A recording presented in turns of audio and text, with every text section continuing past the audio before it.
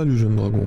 Dans cette vidéo, je vais te montrer les étapes par lesquelles je suis passé pour créer un début d'un jeu que j'ai nommé 15 briques missiles. Mais juste avant, démarre l'intro Drakan.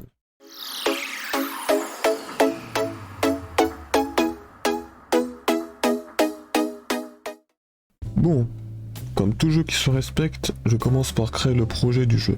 Puis, dès que c'est fait, je change le nom de la scène du jeu. Je ferai la scène de menu plus tard. Maintenant, je vais attaquer les briques. L'objectif est de séparer toutes les briques afin que je puisse les utiliser individuellement. Par exemple, utiliser la brique noire qui servira de pad et les briques restantes qui serviront de briques à casser. Et pour cette opération, je vais utiliser Piskel, qui d'ailleurs est intégré dans le moteur de jeu GDevelop, ce qui est très pratique au passage. Maintenant que le découpage est fini, j'ouvre le logiciel ultime GIMP. Donc, je prends cette brique pour en faire le pad du jeu et je vais la modifier en deux étapes. Étape 1. Je rogne la partie transparente afin d'avoir uniquement la partie qui m'intéresse. Étape 2. Je modifie la largeur du pad et voilà.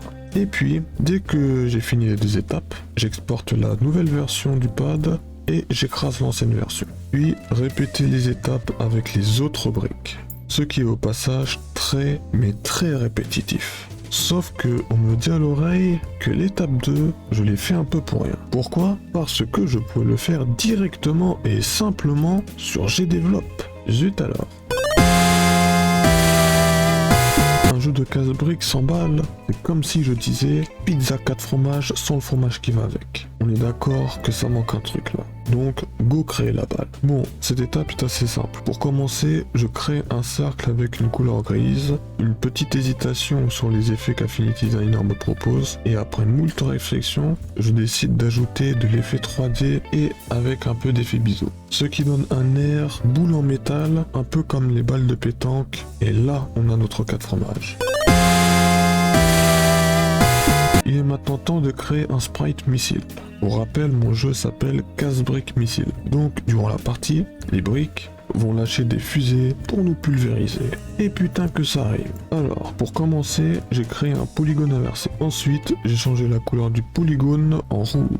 Puis, j'ai ajouté des formes à l'aide des demi-lunes et autres designs géométriques.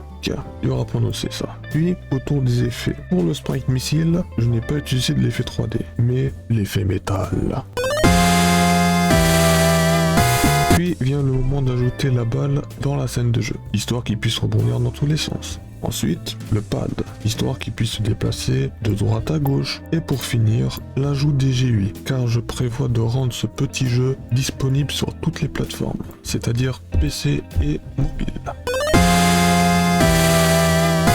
Ensuite, les collisions. Par contre, c'est l'étape que j'ai passé le plus de temps. Attention, pas parce que c'est compliqué d'utiliser les collisions sur GDevelop, mais parce que j'ai fait compliqué. En fait, j'ai tellement l'habitude de coder des systèmes de collision moi-même, sous Love 2D, que instinctivement, j'ai fait pareil avec GDevelop, alors que le moteur de jeu me propose plus simple. Là, comme tu peux le voir, j'ai créé une variable qui va contenir plusieurs valeurs, donc comme UR qui veut dire en haut à droite, UL qui veut dire en haut à gauche, DL qui veut dire en bas à gauche, DR qui veut dire en bas à droite et D qui veut dire en bas. Et ouais, c'est du sport. Bon, au moins pour GDevelop, je saurais qu'il y a un petit truc plus facile concernant les collisions. Bon. Il est temps de faire bouger le pad. Pour ça, rien de plus simple. Il suffit juste d'appliquer une force sur sa position X pour le faire bouger de droite à gauche. Puis, une fois que c'est fait, ajouter une condition supplémentaire pour pas que le pad sorte de l'écran. D'ailleurs, je me suis fail à plusieurs reprises sur cette étape. Maintenant qu'on peut bouger le pad avec les touches du clavier pour les utilisateurs PC, je vais maintenant m'attaquer aux utilisateurs mobiles. Et pour ça, je vais activer les interactions avec les touches virtuelles, donc les touches tactiles d'un téléphone. Notez d'ailleurs qu'on peut utiliser la souris sur l'ordinateur pour interagir avec les touches virtuelles. Donc comme tu peux le voir à l'écran, j'ai fait beaucoup, voire même énormément de calculs pour que tout le système tactile marche. C'est-à-dire que si tu tapes sur la flèche du gauche, le pad va vers la gauche. Et si tu cliques sur la touche de droite, le pad va vers la droite. Et bien sûr, ajouter une condition supplémentaire pour pas que le pad part à l'autre bout du monde. Ah bah oui. Bon bah, on arrive vers la fin de la vidéo. Durant ce premier jour de développement, j'ai appris pas mal de choses concernant le moteur G-Develop. Par exemple, les collisions, l'interaction tactile avec la souris et téléphone, et même tablette. Et bien sûr d'autres petits trucs qui me sont très utiles pour mes futurs projets sur G-Develop. Pour rappel, je crée juste un jeu de casse-briques, pas un jeu ambitieux. Et c'est ça le secret pour apprendre comment fonctionne un moteur de jeu. C'est de commencer petit et après, step by step, aller crescendo sur l'ambition des projets. Et ça en va de même pour les langages de programmation.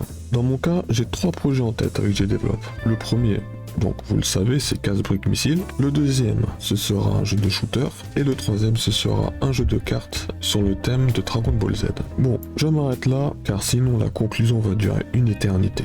D'ailleurs, si tu es resté jusqu'à la fin de la vidéo, sache que tu es un bon mon jeune dragon. Merci à toi. Si la vidéo t'a plu, alors lâche ton plus gros like et commente pizza 4 fromages. Bon, allez, je te laisse là, prends soin de toi et outro.